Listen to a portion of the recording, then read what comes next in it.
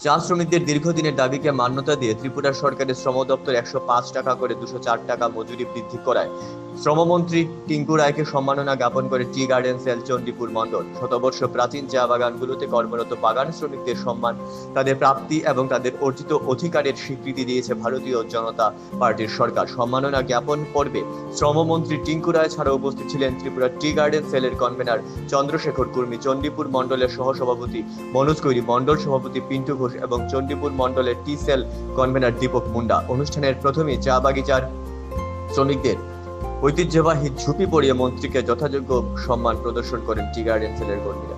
বক্তব্য রাখতে গিয়ে মন্ত্রী টিঙ্কু রায় বলেন, রাজ্যে ভারতীয় জনতা পার্টির সরকার প্রতিষ্ঠিত হওয়ার পর বাগান শ্রমিকদের মজুরি বৃদ্ধি করার পাশাপাশি ইতিমধ্যে ৩,১৬৬ জন বাগিচা শ্রমিকদের জমির পাট্টা বিতরণ এবং তাদের পাকা ঘর নির্মাণ করে দেওয়ার পাশাপাশি ৪,৯২২ জন বাগান শ্রমিকের পরিবারকে প্রায়োরিটি গ্রুপ রেশন কার্ড ব্যবস্থা করে দিয়েছে ভারতীয় জনতা পার্টির সরকার। বাগান শ্রমিকদেরকে আত্মনির্ভর করে তুলতে এবং তাদেরকে সম্মান ও স্বাভিমানের সাথে বাঁচার অধিকার দিতে বদ্ধপরিকর বিজেপি সরকার। আজকের এই কর্মসূচিতে শ্রীরামপুর স্বামী বিবেকানন্দ প্রেক্ষাগৃহ ছিল কানায় কানায় পূর্ণ।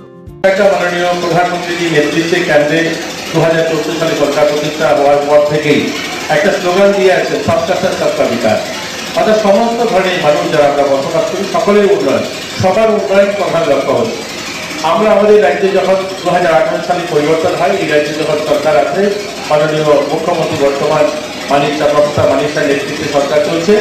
এই সরকারের যে বিভিন্ন পদক্ষেপগুলো তিনি নিয়েছেন, প্রত্যেকটা পদক্ষেপে গরিব মানুষের জীবনমান উন্নয়নকে লক্ষ্য রেখে প্রথম প্রায়োরিটি হচ্ছে আমাদের যারা গরিব মানুষ তাদেরকে পিছনে সারি থেকে সামনে তুলে আনা। আপনারা যারা শ্রমিক আছেন তাদেরকে ভিড় বাড়ানোর জন্য ব্যবহার করা হচ্ছে। সিপিএম বা কংগ্রেস তারা আপনাদের অন্ন বস্ত্র শিক্ষা স্বাস্থ্যের এই মৌলিক অধিকারের স্লোগান দিয়ে লড়াই চাই, লড়াই করে বাঁচতে চাই, মেহনতি মজদুর মানুষ এক হোক, এই সমস্ত স্লোগান দিয়ে মাঠ ভর্তি করিয়েছে, হল ভর্তি করিয়েছে।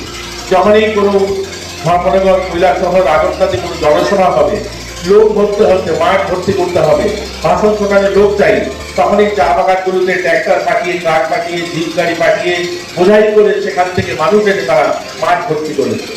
আপনারা যারা আছেন তাদের কাছে বক্তব্য শুধু নয়, আপনারা আপনাদের বিবেককে জিজ্ঞাসা করবেন যে 2018 সালের পর আমাদের জীবনে কি পরিবর্তন হয়।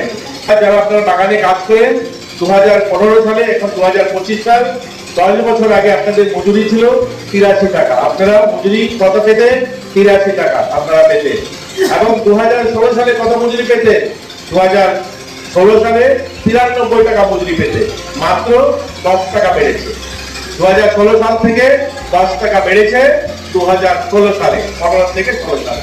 2017 সালে কত পেতেন? 2017 সালে 105 টাকা হয়েছে। অর্থাৎ যেখানে 93 টাকা থেকে 105 টাকা, 12 টাকা বেড়েছে। এই ছিল আপনাদের মজুরি। কিন্তু কত বছর ধরে কাজ করে ত্রিপুরা রাজ্যের পূর্ণ রাজ্যের মর্যাদা পেয়েছে 52 বছর, আর দেশ স্বাধীন হয়েছে প্রায় 78 বছর। আর আপনারা কাজ করছেন এই রাজ্যে 110 বছর। 110 বছরের মাত্র 7 বছর বিজেপি।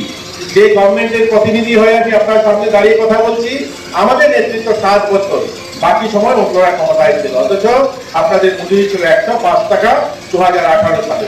এই 2018 সালে আমাদের গভর্নমেন্ট আসার পর আপনাদের মজুরি বাড়িয়ে এই মজুরি করা হয়েছে 174 টাকা। একসঙ্গে বাড়ানো কত টাকা হয়েছে? 105 টাকা, অর্থাৎ 71 টাকা একসঙ্গে বাড়ানো হয়েছে। আমরা 71 টাকা বাড়িয়ে 174 টাকা আপনাদের মজুরি করেছি। তারপর কোভিড চলে আসছে, 2018 সালে গভর্নমেন্ট এসছে, 2018 পরে কোভিড চলে এসছে, 2019-20 কোভিডের কারণে কাজ কাম হয়নি, ফ্যাক্টরি বন্ধ, প্রায় বাগানের পাতাগুলো বন্ধ ছিল প্রায়।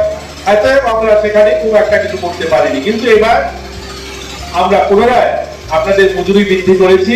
আমরা 28 টাকা বৃদ্ধি করে 174 টাকাকে 28 টাকা বাড়িয়ে আমরা 204 টাকা করেছি। এই 204 টাকা মজুরি বৃদ্ধি যদি আমরা দেখি, একদিকে আপনারা দেখুন আপনাদের 35 বছর কমিউনিস্টের শাসন, বাকি সময় কংগ্রেসের শাসন। এই রাজ্যের প্রায় 52 বছরের 45 বছর পূর্ণ রাজ্যের মর্যাদা পাওয়ার 45 বছর যারা শাসন করেছে তাদের সময়কাল যদি ধরেনি, শুধু আপনারা 100 টাকা মজুরিতে কাজ করেছেন। আর আমরা 7 বছরে আপনাদের জন্য বাড়িয়েছি 99 টাকা। 99 টাকা আমরা 7 বছরে বাড়িয়েছি। আপনারা এত বছর কাজ করার পরে এই যাদের শাসনে আপনারা 45 বছর কাটালেন, যে সিপিএমের জিন্দাবাদ জিন্দাবাদ করে লড়াই সংগ্রামের স্লোগান দিলেন, লড়াই চাই, লড়াই করে বাঁচতে চাই, ওই সরকার আপনাকে একটা ঘর দেয়নি, ওই পাশের পুরো ঘরটাতেই থাকতে হয়েছে।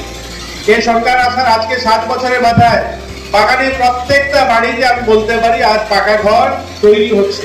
এই গোটা রাজ্যে প্রায় 9,000 পরিবার বসবাস করে। আপনাদের 56টা চা বাগান, এই 56টা চা বাগান জুড়ে গোটা রাজ্যে যতগুলো বাগান আছে সব বাগানে প্রায় 9,000 পরিবার বসবাস করে, যার মধ্যে আমরা ইতিমধ্যে 3,166 পরিবারকে জমির পাট্টা দিয়ে দিয়েছি। তাদের মালিকানা দিয়ে দিয়েছি যে ওই জমিতে সে স্বতন্ত্রভাবে স্বাধীনভাবে এই দেশের নাগরিক হিসাবে সম্মানের সঙ্গে স্বাভিমানের সঙ্গে সে বাঁচতে পারবে, কাউ তাকে উচ্ছেদ করবে না। এই সরকার করেছে priority group ration card. Priority group ration card ইতিমধ্যে 4,922 জনকে আমরা প্রায়োরিটি গ্রুপ রেশন কার্ড প্রদান করেছি, যারা আমাদের রাজ্যে যারা শ্রমিকরা রয়েছে। আমরা প্রত্যেকটা শ্রমিক যেন সম্মানের সঙ্গে বাঁচে তার জন্য আমরা কাজ করছি। কিন্তু এই 1-2 বছরে এছাড়া অসংখ্য অগণিত চা শ্রমিক পরিবারের যাদের সামাজিক ভাতা থেকে বঞ্চিত ছিল, যাদের পুরনো পিএফ এর টাকা পাচ্ছিলেন না, যাদের আধার কার্ডের বিভিন্ন বয়সের গরমিল ছিল, এর জন্য অসংখ্য অগণিত অ্যাডমিনিস্ট্রেটিভ ক্যাম্প আপনাদের বাগান এলাকাতে ইতিমধ্যে আমরা করিয়েছি। কয়েকদিন আগে মনুবেলিতে করিয়েছি, গোলকপুরে হয়েছে, রামপুরে হয়েছে। প্রত্যেকটা চা বাগানে একবার না একাধিকবার আমাদের মহকুমা প্রশাসনকে দিয়ে আমরা তাদেরকে অ্যাডমিনিস্ট্রেটিভ ক্যাম্প করিয়েছি।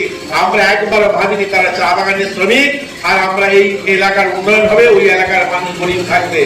আমাদের একটাই লক্ষ্য, যারা আছে আমাদের এই এলাকাতে, আমাদের রাজ্যে যারা বসবাস করে, যে গরিব মানুষ সকলের অধিকার রয়েছে সম্মানের সঙ্গে বাঁচার।